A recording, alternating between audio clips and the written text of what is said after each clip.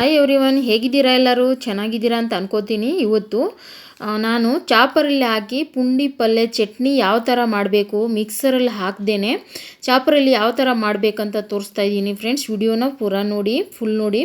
ತುಂಬ useful video ಇದೆ. ತುಂಬ ಚೆನ್ನಾಗಾಗುತ್ತೆ ಈ ಚಟ್ನಿ. ರೊಟ್ಟಿ ಚಪಾತಿ ಜೊತೆ ತಿನ್ಕೋಬೋದು. ಮೊದಲಿಗೆ ನಾನು ಒಂದು ಚಿಕ್ಕ ಬಾಣಲಿನ ಇಟ್ಕೊಂಡು ಅದರಲ್ಲಿ ಎಣ್ಣೆ ಹಾಕ್ಕೊಂಡಿದ್ದೀನಿ. 2 ಟೇಬಲ್ ಸ್ಪೂನ್ ಜೀರಿಗೆ ಹಾಕ್ಕೊಂಡು, ಜೀರಿಗೆ ಚಟಪಟ ಅಂದಮೇಲೆ 2 ಬೆಳ್ಳುಳ್ಳಿ ಗಂಟನ ಚಿಪ್ಪೆ ತೆಗೆದು ಹಾಕ್ಕೊಂಡಿದ್ದೀನಿ. 15ರಿಂದ 20 ಹಸಿಮೆಣಸಿನ್ಕಾಯಿನ ಹಾಕ್ಕೊಂಡಿದ್ದೀನಿ. ಒಂದು ದೊಡ್ಡ ಈರುಳ್ಳಿನ ಮೀಡಿಯಮ್ ಸೈಜು ಕಟ್ ಮಾಡಿ ಇದರಲ್ಲಿ ಹಾಕ್ಕೊಂಡು ಫ್ರೈ ಮಾಡ್ಕೊಳ್ತಾ ಇದ್ದೀನಿ.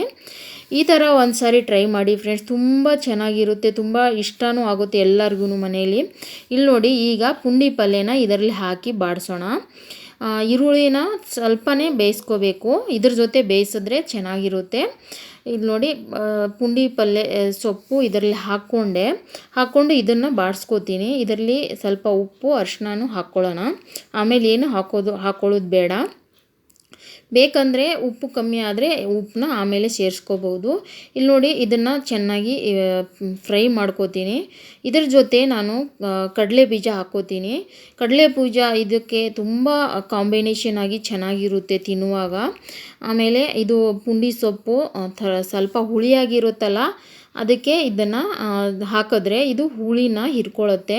ವಿಡಿಯೋ ಇಷ್ಟ ಆದರೆ ಫ್ರೆಂಡ್ಸ್ ಲೈಕ್, ಶೇರ್, ಕಮೆಂಟ್ ಮಾಡಿ. ಯೂಟ್ಯೂಬಲ್ಲಿ ನೋಡ್ತಾ ಇದ್ದರೆ ಯೂಟ್ಯೂಬ್ ಚಾನಲ್ನ ಸಬ್ಸ್ಕ್ರೈಬ್ ಮಾಡ್ಕೊಳ್ಳಿ. ಫೇಸ್ಬುಕ್ಕಲ್ಲಿ ನೋಡ್ತಾ ಇದ್ದರೆ ಫೇಸ್ಬುಕ್ ಪೇಜ್ ಫಾಲೋ ಮಾಡಿ. Thank you. ಇದು ನೋಡಿ, ಇದನ್ನು ತಣ್ಣಗಾದಮೇಲೆ ಚಾಪರಲ್ಲಿ ಹಾಕಿ ಈ ಥರ ನಾವು ಚಾಪ್ ಮಾಡ್ಕೋಬೇಕು. ಮಿಕ್ಸಿಯಲ್ಲಿ ಹಾಕಿದ್ರೆ ಒಂಥರ ಟೇಸ್ಟು ಚೇಂಜ್ ಇರುತ್ತೆ. ಈ ಥರ ನಾವು ಮಾಡಿಕೊಂಡ್ರೆ ಒಳಕಲ್ಲಲ್ಲಿ ಮಾಡ್ದಂಗೆ ಇದು ಚೆನ್ನಾಗಿ ಟೇಸ್ಟ್ ಬರುತ್ತೆ. ಒಂದು ಸಾರಿ ಟ್ರೈ ಮಾಡಿ ಫ್ರೆಂಡ್ಸ್. ಯಾವ ಥರ ಆಗಿತ್ತು ನಿಮ್ಮ ಮನೇಲಿ ಅಂತ ನನಗೆ ಕಮೆಂಟ್ ಮಾಡಿ. ವಿಡಿಯೋ ಇಷ್ಟ ಆದರೆ ಲೈಕ್, ಶೇರ್, ಕಮೆಂಟ್ ಮಾಡಿ. ಚಾನಲ್ನ ಸಬ್ಸ್ಕ್ರೈಬ್ ಮಾಡ್ಕೊಳ್ಳಿ. ಫೇಸ್ಬುಕ್ ಪೇಜ್ನ ಫಾಲೋ ಮಾಡಿ. Thank you. ನೋಡಿ, ಒಂದು ಸಾರಿ ಟ್ರೈ ಮಾಡಿ, ಎಲ್ಲರಿಗೂ ಇಷ್ಟ ಆಗುತ್ತೆ ಮನೆಯಲ್ಲಿ. 2 ಸತಿ ನಾನು ಹಾಕ್ಕೊಂಡು ಇದನ್ನು ಚಾಪ್ ಮಾಡಿಕೊಂಡೆ. ತರಿಯಾಗಿ ಈ ಥರ ಚಾಪ್ ಮಾಡ್ಕೋಬೇಕು. Thank you for watching. Bye bye, take care.